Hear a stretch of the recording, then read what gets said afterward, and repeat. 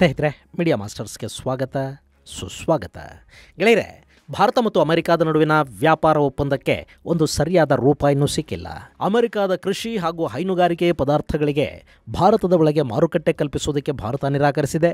ನೀವು ನಿಮ್ಮ ಮಾರುಕಟ್ಟೆಯ ಪ್ರವೇಶವನ್ನು ಕೊಡದೇ ಇದ್ದರೆ ಟ್ಯಾರಿಫ್ ಹಾಕ್ತೀವಿ ಅನ್ನೋ ಅಮೆರಿಕದ ಬೆದರಿಕೆಗೆ ಕೂಡ ಈ ಬಾರಿ ಭಾರತ ಹೆಚ್ಚು ತಲೆ ಕೆಡಿಸ್ಕೊಳ್ಳೋದಕ್ಕೆ ಹೋಗ್ತಾ ಇಲ್ಲ. ವ್ಯಾಪಾರ ಅನ್ನೋದು ಎರಡೂ ಕಡೆಯ ಲಾಭ ನಷ್ಟಗಳನ್ನು ಆಧರಿಸಿ ಆಗಬೇಕೇ ಹೊರತು ಒಬ್ಬರಿಗೆ ಮಾತ್ರ ಲಾಭ ಆಗೋ ಥರ ಅಲ್ಲ ಅಂತ ಭಾರತ ಹೇಳಿದೆ. ಇದರ ಬೆನ್ನಲ್ಲೇ ಅಮೆರಿಕ ಭಾರತವನ್ನು ಬ್ಲ್ಯಾಕ್ ಮೇಲ್ ಮಾಡೋದಕ್ಕೆ ಪಾಕಿಸ್ತಾನವನ್ನು ಮತ್ತೆ ತೊಡೆ ಮೇಲೆ ಕೂಡಿಸ್ಕೊಳ್ಳೋದಕ್ಕೆ ಹೋಗ್ತಾ ಇದ್ದರೆ ಭಾರತ ನೇರವಾಗಿ ಅಮೆರಿಕದ F-35 ಯುದ್ಧ ವಿಮಾನಗಳನ್ನು ತಿರಸ್ಕರಿಸಿ ನಾವು ರಷ್ಯಾದ ಯುದ್ಧ ವಿಮಾನಗಳನ್ನು ಖರೀದಿ ಮಾಡ್ತೀವಿ ಅಂತ ಹೇಳೋ ಮೂಲಕ ಅಮೆರಿಕಾಗೊಂದು ಕಪಾಳ ಮೋಕ್ಷ ಕೂಡ ಮಾಡಿದೆ. ಮತ್ತು ಟ್ಯಾರಿಫ್ಗೆ ನಾವು ಹೆದರೋ ಪರಿಸ್ಥಿತಿ ಇನ್ನು ಮುಂದಿಲ್ಲ ಅನ್ನೋದನ್ನು ಅಮೆರಿಕಾಗೆ ತೋರಿಸಿಕೊಡ್ತಾ ಇದೆ. ಹಾಗಾದರೆ ಭಾರತ ಅಮೆರಿಕಾಗಳ ನಡುವಿನ ಈ ವ್ಯಾಪಾರ ಮತ್ತು ಈಗೋ ಕ್ಲಾಶ್ ಹೇಗೆ ಪಾಕಿಸ್ತಾನಕ್ಕೆ ಲಾಭ ಮಾಡಿಕೊಡ್ತಾ ಇದೆ? ಅಮೆರಿಕ ಅನ್ನೋದು ಭಾರತದ ಪಾಲಿಗೆ ಯಾವತ್ತಾದರೂ ನಂಬಿಕೆಗೆ ಅರ್ಹ ಮಿತ್ರನ ಅನ್ನೋ ಬಗ್ಗೆ ಒಂದಷ್ಟು ಮಾಹಿತಿಯನ್ನು ನಾವಿಲ್ಲಿ ನೋಡೋಣ. ಗೆಳೆಯರೆ, ಅಂತಾರಾಷ್ಟ್ರೀಯ ಸಂಬಂಧಗಳು ಯಾವಾಗಲೂ ಕೂಡ ಲಾಭ ನಷ್ಟಗಳ ಆಧಾರದ ಮೇಲೆ ನಡೆಯೋದು ಅನ್ನೋದೇನೋ ನಿಜ. ಆದರೆ ತೀರಾ ಅಮೆರಿಕಾದಷ್ಟು ವಿಪರೀತ ಸ್ವಾರ್ಥ ನಮಗೆ ಚೈನಾ ಅನ್ನಬಿಟ್ರೆ ಜಗತ್ತಿನ ಬೇರೆ ಯಾವ ದೇಶದಲ್ಲೂ ಕಾಣೋದಿಲ್ವೇನೋ. ಇಷ್ಟು ದಿನ ಅಮೆರಿಕ ಭಾರತ ಮತ್ತು ಚೈನಾ ನಡುವಿನ ಸಂಘರ್ಷವನ್ನು ಬಂಡವಾಳ ಮಾಡಿಕೊಂಡು ಸಾಧ್ಯವಾದಷ್ಟು ಭಾರತವನ್ನು ಚೈನಾದ ವಿರುದ್ಧ ಎತ್ತಿಕಟ್ಟುವ ಮತ್ತು ಭಾರತದ ಹೆಗಲಿಗೆ ಬಂದೂಕಿಟ್ಟು ಚೈನಾನ ಟಾರ್ಗೆಟ್ ಮಾಡುವ ಪ್ರಯತ್ನವನ್ನು ಮಾಡ್ತಾ ಇತ್ತು. ಅದು ಪೂರ್ತಿಯಾಗಿ ವರ್ಕೌಟ್ ಆಗಲಿಲ್ಲ. ಅಮೆರಿಕ ಹೇಳಿದ್ದೆಲ್ಲವನ್ನ ಕೇಳೋದಕ್ಕೆ ಭಾರತ ಏನು ಯುಕ್ರೇನ್ ಅಲ್ವಲ್ಲ. ಇನ್ನು ಮೊನ್ನೆ ಪಾಕಿಸ್ತಾನಕ್ಕೆ ಭಾರತ ಹಿಡ್ಕೊಂಡು ಬಡೀತಲ್ಲ, ಅದು ಭಾರತ ಅಮೆರಿಕಾಗೆ ಕೊಟ್ಟ ಅನಿರೀಕ್ಷಿತ ಹೊಡೆತ ಆಗಿತ್ತು. ಗೆಳೆಯರೆ, ಅಮೆರಿಕ ಪಾಕಿಸ್ತಾನದಲ್ಲಿ ತನ್ನ ರಹಸ್ಯ ನೆಲೆಗಳನ್ನು ಇಟ್ಟುಕೊಂಡಿದೆ ಅನ್ನೋದು ಗೌಪ್ಯ ವಿಷಯ ಅಲ್ಲ. ಅವರು ಇಡೀ ಜಗತ್ತಿನ ಮೇಲೆ ಆಧಿಪತ್ಯವನ್ನು ಸಾಧಿಸಬೇಕು ಅಂದ್ಕೋತಾರೆ.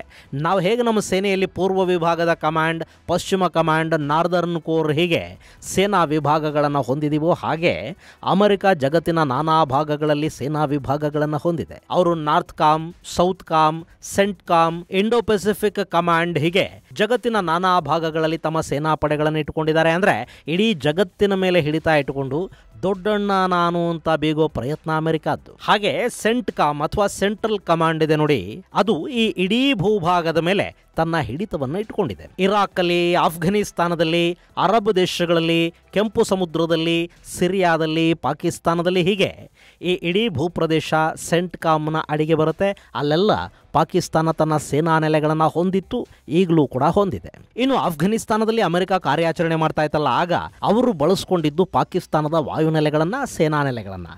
ಹಾಗೆ ಪಾಕಿಸ್ತಾನದಲ್ಲಿ ಅಮೆರಿಕದ ಒಂದಷ್ಟು ಅಣ್ವಸ್ತ್ರಗಳೂ ಇವೆ ಅಂತ ಹೇಳಲಾಗುತ್ತೆ.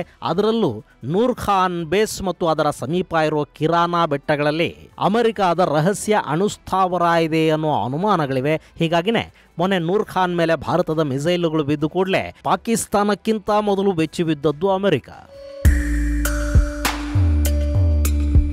ಗೆಳೆಯರೆ, ಇಲ್ಲಿ ಕೂಡ ಅಮೆರಿಕ ಇಷ್ಟು ದಿನ ಹೇಗೆ ಆಟ ಆಡ್ತಾ ಬರ್ತಾ ಇದೆ ಅಂದರೆ ಭಾರತದ ವಿರುದ್ಧ ಪಾಕಿಸ್ತಾನವನ್ನು ಎತ್ತಿಕಟ್ಟತ್ತೆ. ಪಾಕಿಸ್ತಾನ ಭಾರತದಲ್ಲಿ ಉಗ್ರ ಚಟುವಟಿಕೆಗಳನ್ನು ಮಾಡುತ್ತಲ್ಲ, ಅದು ಅಮೆರಿಕಾಗೆ ಗೊತ್ತಿದ್ದೇ ನಡೆಯುತ್ತೆ. ಹಾಗೆ ಭಾರತದ ಮೇಲೆ ಪ್ರತಿ ಬಾರಿ ದಾಳಿ ಆದಾಗ ಭಾರತ ಸಿಟ್ಟು ಮಾಡ್ಕೋತಾ ಇತ್ತು. ಹೆಚ್ಚು ಅಂದರೆ ಪಾಕಿಸ್ತಾನದ ಗಡಿಯಲ್ಲಿ ಸೇನೆಯನ್ನು ನಿಲ್ಲಿಸ್ತಾ ಇತ್ತು. ಅದಕ್ಕಿಂತ ಒಂದು ಹೆಜ್ಜೆ ಮುಂದಕ್ಕೆ ಹೋದರೆ ಒಂದು ಸರ್ಜಿಕಲ್ ಸ್ಟ್ರೈಕ್. ತಕ್ಷಣ ಪಾಕಿಸ್ತಾನ ಅಮೆರಿಕದ ಕಡೆಗೆ ನೋಡ್ತಾ ಇತ್ತು.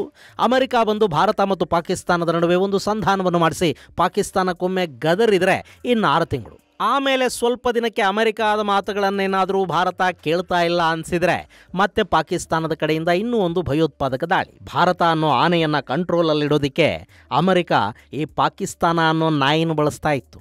ಇನ್ನು ಈ ಬಾರಿ ಭಾರತ ಮತ್ತು ಅಮೆರಿಕದ ನಡುವೆ ಸಣ್ಣಗೆ ಟ್ರೇಡ್ ವಾರ್ ಶುರುವಾಗಿತ್ತು.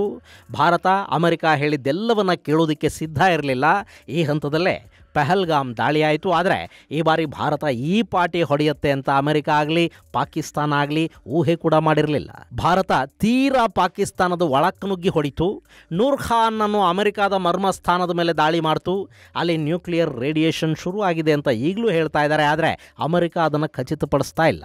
ಪಾಕಿಸ್ತಾನ ಹೇಳ್ಕೊಳ್ಳೋ ಸ್ಥಿತಿಯಲ್ಲಿಲ್ಲ.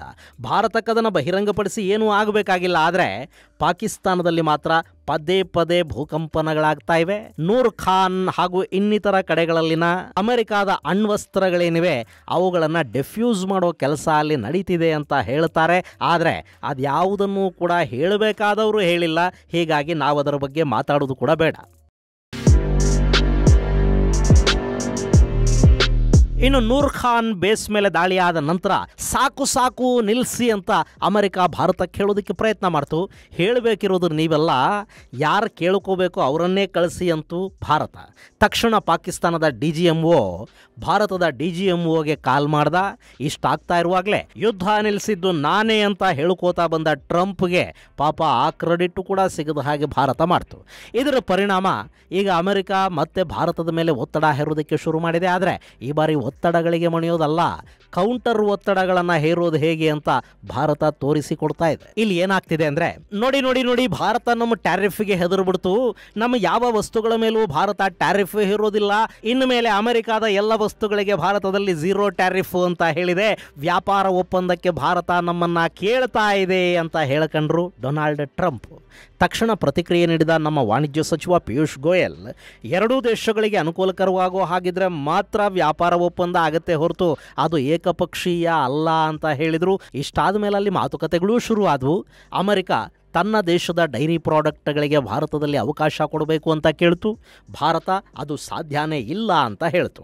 ನಿಮ್ಮ ಡೈರಿ ಪ್ರಾಡಕ್ಟ್ ಭಾರತದಲ್ಲಿ ಮಾರಾಟ ಆಗಬೇಕು ಅಂದರೆ ನೀವು ನಿಮ್ಮ ಹಸುಗಳ ಆಹಾರ ಪದ್ಧತಿಯನ್ನು ಬದಲಿಸಬೇಕು ಅಂತ ಹೇಳ್ತು ಭಾರತ.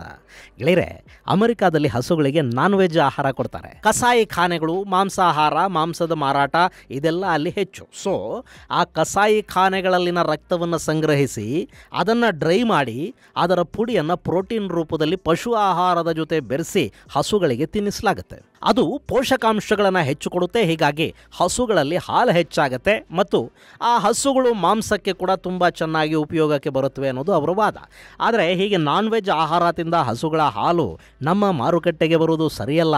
ಅದು ಆರೋಗ್ಯದ ದೃಷ್ಟಿಯಿಂದಲೂ ಒಳ್ಳೆಯದಲ್ಲ ಮತ್ತು ನಮ್ಮ ಜನರ ಸೆಂಟಿಮೆಂಟ್ ದೃಷ್ಟಿಯಿಂದ ಕೂಡ ಅದು ಒಳ್ಳೆಯದಲ್ಲ. ಹೀಗಾಗಿ ಹಸುಗಳ ಆಹಾರ ಪದ್ಧತಿಯನ್ನು ಬದಲಾಯಿಸಿ ನಮಗೆ ಡೈರಿ ಪ್ರಾಡಕ್ಟ್ಗಳನ್ನು ಮಾರಾಟ ಮಾಡುವ ನಿಮ್ಮ ಹಸುಗಳು ನಾನ್ ವೆಜ್ ಅಲ್ಲ ಅನ್ನೋ ಸರ್ಟಿಫಿಕೇಟನ್ನು ತಗೊಂಡು ಬನ್ನಿ. ಆಗ ನಾವು ನಿಮ್ಮ ಡೈರಿ ಪ್ರಾಡಕ್ಟ್ಗಳಿಗೆ ಇಲ್ಲಿ ಅವಕಾಶ ಕೊಡ್ತೀವಿ ಅಂತಿದೆ ಭಾರತ.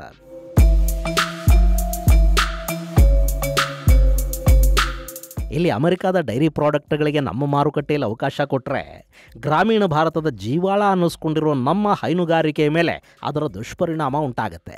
ಟ್ಯಾರಿಫ್ ಇಲ್ಲದೆ ಬರೋ ಅಮೆರಿಕದ ಡೈರಿ ಪ್ರಾಡಕ್ಟ್ಗಳು ನಮ್ಮ ಮಾರುಕಟ್ಟೆಯನ್ನು ಆಕ್ರಮಿಸಿಕೊಂಡು ಬಿಡುತ್ತವೆ. ಹೀಗಾಗಿ ಅದಕ್ಕೆ ಅವಕಾಶ ಕೊಡೋದಕ್ಕೆ ಭಾರತ ಸಿದ್ಧ ಇಲ್ಲ ಮತ್ತು ಆ ಅವಕಾಶವನ್ನು ಕೊಡಲೂಬಾರದು. ಇನ್ನು ಗೋಧಿ ಹಾಗೂ ಇನ್ನಿತರ ಆಹಾರ ಪದಾರ್ಥಗಳಿಗೆ ಕೂಡ ಮುಕ್ತ ಅವಕಾಶವನ್ನು ಅಮೆರಿಕ ಕೇಳ್ತಾ ಇದೆ. ಆದರೆ ಎಲ್ಲ ವಸ್ತುಗಳಿಗೂ ಮುಕ್ತ ಮಾರುಕಟ್ಟೆಯನ್ನು ಕೊಡೋದಕ್ಕೆ ಭಾರತ ಸಿದ್ಧ ಇಲ್ಲ. ಹೀಗಾಗಿ ಆ ವ್ಯಾಪಾರ ಒಪ್ಪಂದ ಒಮ್ಮತಕ್ಕೆ ಬರೋದಕ್ಕೆ ಸಾಧ್ಯ ಆಗ್ತಾ ಇಲ್ಲ. ಒಂದು ಕಡೆ ಚೈನಾ ಕೂಡ ಅಮೆರಿಕದ ಒತ್ತಡಕ್ಕೆ ಮಣಿತಿಲ್ಲ.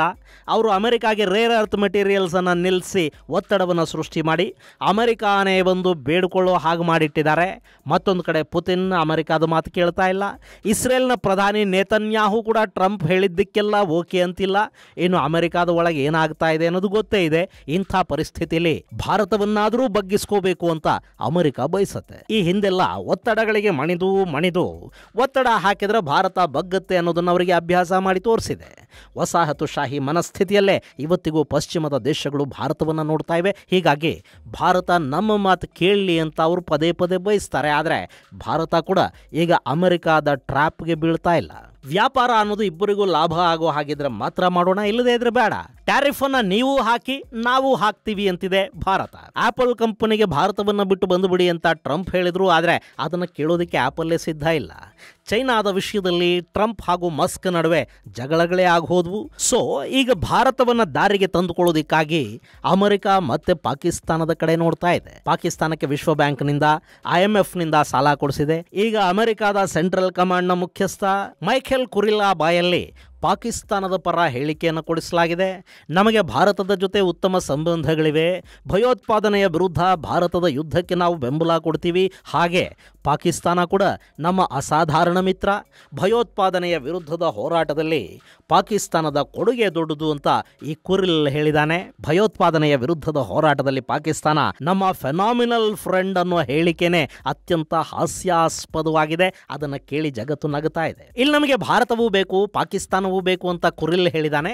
ಎರಡೂ ದೇಶಗಳ ಜೊತೆ ಸಂಬಂಧ ಇಟ್ಕೋತೀವಿ ಅನ್ನೋ ಅಮೆರಿಕಾದ ನಿಲುವನ್ನು ನಾವು ಟೀಕೆ ಮಾಡೋದಕ್ಕೆ ಸಾಧ್ಯ ಆಗೋದಿಲ್ಲ. ಯಾಕೆಂದರೆ ನಾವು ಕೂಡ ಅಮೆರಿಕಾನೂ ಬೇಕು, ರಷ್ಯಾನೂ ಬೇಕು ಅಂತ ಹೇಳ್ತೀವಿ. ಇಸ್ರೇಲ್ ನಮ್ಮ ಸ್ನೇಹಿತ, ಆದರೆ ಇರಾನ್ ಜೊತೆ ನಮಗೆ ಸಂಬಂಧಗಳಿವೆ, ಅಲ್ಲಿ ನಮ್ಮ ಹೂಡಿಕೆಗಳೂ ಇವೆ. ತೈವಾನ್ ಜೊತೆ ವ್ಯಾಪಾರ ಸಂಬಂಧಗಳನ್ನು ಇಟ್ಕೊಂಡಿದ್ದೀವಿ, ತೈವಾನ್ ಬಗ್ಗೆ ಸಿಂಪತಿಯನ್ನು ಇಟ್ಕೊಂಡಿದ್ದೀವಿ, ಜೊತೆಗೆ ಚೈನಾದ ಜೊತೆ ವ್ಯಾಪಾರವನ್ನು ಮಾಡ್ತಾ ಇದ್ದೀವಿ. ಅಂತಾರಾಷ್ಟ್ರೀಯ ಸಂಬಂಧಗಳು ಹೀಗೆ ಇರುತ್ತೆ. ಆದರೆ ಅಮೆರಿಕ ಇಷ್ಟಕ್ಕೆ ಸುಮ್ಮನಾಗ್ತಾ ಇಲ್ಲ. ತನ್ನ 250ನೇ ಸೇನಾ ದಿನಾಚರಣೆಗೆ ಪಾಕಿಸ್ತಾನದ ಸೇನಾ ಮುಖ್ಯಸ್ಥ ಫೀಲ್ಡ್ ಮಾರ್ಷಲ್ ಜನರಲ್ ಆಸಿಮ್ ಮುನೀರ್ನನ್ನ ಅಮೆರಿಕ ಆಹ್ವಾನಿಸಿದೆ. ಗೆಳೆಯರೆ, ಭಾರತವನ್ನು ನಖಶಿಖಾಂತ ದ್ವೇಷ ಮಾಡುವ ಆಸಿಮ್ ಮುನೀರ್ಗೆ ಅಮೆರಿಕ ತನ್ನ 250ನೇ ಸೇನಾ ದಿನಾಚರಣೆಯ ಸಂದರ್ಭದಲ್ಲಿ ಆಹ್ವಾನವನ್ನು ಕೊಡಬೇಕಾದ ಅಗತ್ಯ ಇತ್ತ? ಇದು ಭಾರತವನ್ನು ಕೆರಳಿಸುವ, ನೀವು ನಮ್ಮ ಮಾತು ಕೇಳದೇ ಇದ್ರೆ ನಾವು ಪಾಕಿಸ್ತಾನನ ಹತ್ರ ಬಿಟ್ಕೋತೀವಿ ಅಂತ ಭಾರತವನ್ನು ಹೆದರಿಸುವ ಪ್ರಯತ್ನದ ಭಾಗ. ಇದನ್ನು ಅಮೆರಿಕ ಮಾತ್ರ ಅಲ್ಲ, ಈ ಹಿಂದೆ ರಷ್ಯಾ ಕೂಡ ಮಾಡೋ ಪ್ರಯತ್ನವನ್ನು ಮಾಡಿತ್ತು. ಭಾರತವನ್ನು ಬ್ಲಾಕ್ ಮೇಲ್ ಮಾಡೋದಕ್ಕೆ ಪಾಕಿಸ್ತಾನಿಗಳನ್ನು ಬಳಸಿಕೊಳ್ಳಬಹುದು ಅಂತ ಸಾಕಷ್ಟು ಜನ ಅಂದುಕೊಂಡಿದ್ದಾರೆ. ಅದರ ಲಾಭವನ್ನು ಪಾಕಿಸ್ತಾನ ಪಡ್ಕೋತಾ ಇರುತ್ತೆ. ಇನ್ನು ಈ ಬಾರಿ ಭಾರತ ಇದ್ಯಾವುದರ ಬಗ್ಗೆನೂ ತಲೆ ಕೆಡಿಸ್ಕೊಳ್ಳೋದಕ್ಕೆ ಹೋಗ್ತಾ ಇಲ್ಲ. ಅಮೆರಿಕಾದಲ್ಲಿ ಟ್ರಂಪ್ ಇರೋದು ಹೆಚ್ಚು ಅಂದರೆ ಇನ್ನು 2 ವರ್ಷ ಮಾತ್ರ. ಯುರೋಪಿಯನ್ ಯೂನಿಯನ್ ಕೂಡ ಟ್ರಂಪಿಂದ ದೂರ ಆಗ್ತಾ ಇದೆ ಮತ್ತು ಯುರೋಪ್ ಜೊತೆ ಭಾರತದ ಸಂಬಂಧಗಳು ಗಟ್ಟಿಯಾಗ್ತಾ ಇವೆ. ಅಲ್ಲಿ ವ್ಯಾಪಾರ ಕುದುರ್ತಾ ಇದೆ.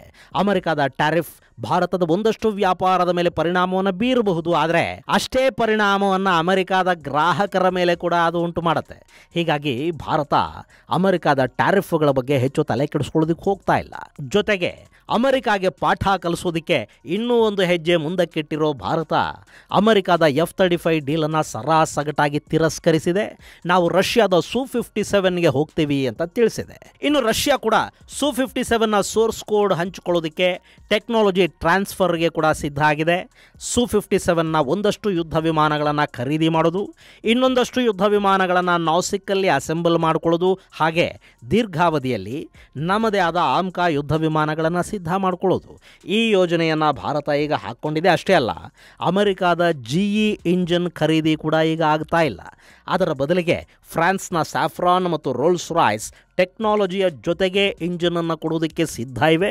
ಯಾರು ಟೆಕ್ನಾಲಜಿ ಕೊಡ್ತಾರೋ ಅವರ ಬಳಿಯೇ ಡೀಲು ಅಂತ ಭಾರತ ಹೇಳಿದೆ. ಅಲ್ಲಿಗೆ ಅಮೆರಿಕಾದ GE ಕೂಡ ಕ್ಯಾನ್ಸಲ್ಲು. ಭಾರತವನ್ನು ಬ್ಲಾಕ್ ಮೇಲ್ ಮಾಡೋದಕ್ಕೆ ಹೋದರೆ ಇನ್ನು ಮುಂದೆ ಲಾಭ ಆಗೋದಿಲ್ಲ, ಇರೋ ಸಂಬಂಧಗಳನ್ನು ಕೂಡ ಕಳ್ಕೋಬೇಕಾಗತ್ತೆ ಅನ್ನೋದನ್ನ ಭಾರತ ಅಮೆರಿಕಾಗೆ ತೋರಿಸಿಕೊಡ್ತಾ ಇದೆ. ಇನ್ನು G7ನಲ್ಲಿ ಬಹುಶಃ ಟ್ರಂಪ್ ಹಾಗೂ ಮೋದಿ ಭೇಟಿಯ ಕಾರ್ಯಕ್ರಮ ಇದ್ದೇ ಇರುತ್ತೆ. ಆಗ ಇಬ್ಬರೂ ನಾಯಕರು ಇತ್ತೀಚಿನ ಈ ಎಲ್ಲ ಬೆಳವಣಿಗೆಗಳ ಬಗ್ಗೆ ಹೇಗೆ ಪ್ರತಿಕ್ರಿಯಿಸ್ತಾರೆ ಅನ್ನೋದನ್ನ ನೋಡಬೇಕಿದೆ. ಆ ಕುತೂಹಲ ಭಾರತಕ್ಕೆ ಮಾತ್ರ ಅಲ್ಲ, ಇಡೀ ಜಗತ್ತಿಗಿದೆ. ಇದು ಗೆಳೆಯರೆ, ಪಾಕಿಸ್ತಾನದ ಆಸಿಮ್ ಮುನೀರ್ಗೆ ಅಮೆರಿಕಾದ ಆಹ್ವಾನ ಬಂದಿರುವುದು ಮತ್ತು ಭಾರತ ಅಮೆರಿಕಾದ ಯುದ್ಧ ವಿಮಾನ ಮಾತ್ರ ಅಲ್ಲ, ಅವರ ಇಂಜಿನ್ ಕೂಡ ಬೇಡ ಅಂತ ಹೇಳೋ ಮೂಲಕ ಬ್ಲಾಕ್ ಮೇಲ್ಗೆ ಅವಕಾಶ ಇಲ್ಲ ಅಂತ ಹೇಳ್ತಾ ಇರೋದರ ಕುರಿತಾದ ಒಂದಷ್ಟು ಮಾಹಿತಿ. ಮುಂದಿನ ಸಂಚಿಕೆಯಲ್ಲಿ ಮತ್ತಷ್ಟು ವಿಶೇಷಗಳ ಜೊತೆ ಮತ್ತೆ ಭೇಟಿಯಾಗೋಣ. ಅಲ್ಲಿವರೆಗೆ ಜೈ ಹಿಂದ್, ಜೈ ಕರ್ನಾಟಕ.